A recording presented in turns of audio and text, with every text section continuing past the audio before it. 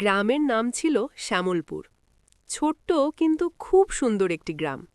চারদিকে সবুজ ধানক্ষেত, মাঝখানে বয়ে চলা সরু নদী আর দূরে তালগাছের সারি। এই গ্রামেই থাকত আরিফ আর মায়া। আরিফ ছিল গ্রামের এক সাধারণ ছেলে।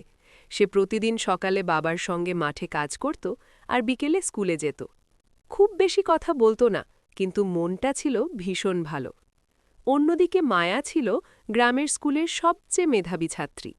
তার হাসি ছিল খুব মিষ্টি আর চোখে ছিল স্বপ্নের আলো। প্রথমবার তাদের দেখা হয়েছিল স্কুলের লাইব্রেরিতে। আরিফ বই খুঁজছিল আর মায়া বসে পড়ছিল।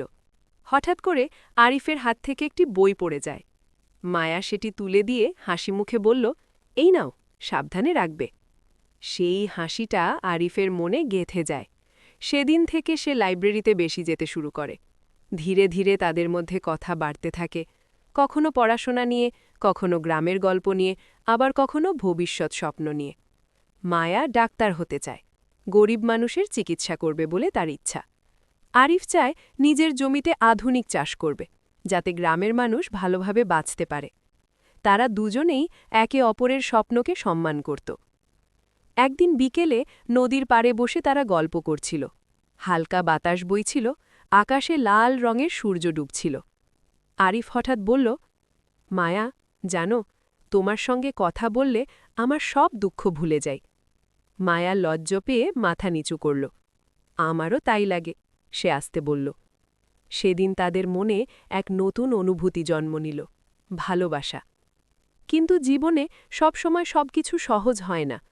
কিছুদিন পর মায়ার বাবা সিদ্ধান্ত নিলেন শহরে চলে যাবেন, যাতে মায়া ভালো কলেজে পড়তে পারে। খবরটা শুনে আরিফ ভীষণ কষ্ট পেল। মনে হলো তার পৃথিবীটাই যেন থেমে গেল। শেষ দিন যাওয়ার আগে তারা নদীর পাড়ে দেখা করল। মায়ার চোখে পানি। আরিফ, আমি কি তোমাকে ভুলে যাব? আরিফ শক্ত করে বলল, না, তুমি তোমার স্বপ্ন পূরণ করো, আমি এখানেই অপেক্ষা করব। মায়া তার হাতে একটি ছোট্ট ডায়েরি দিল।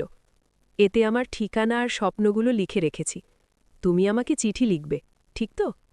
আরিফ মাথা নাড়ল। তারপর শুরু হলো দূরত্বের দিন।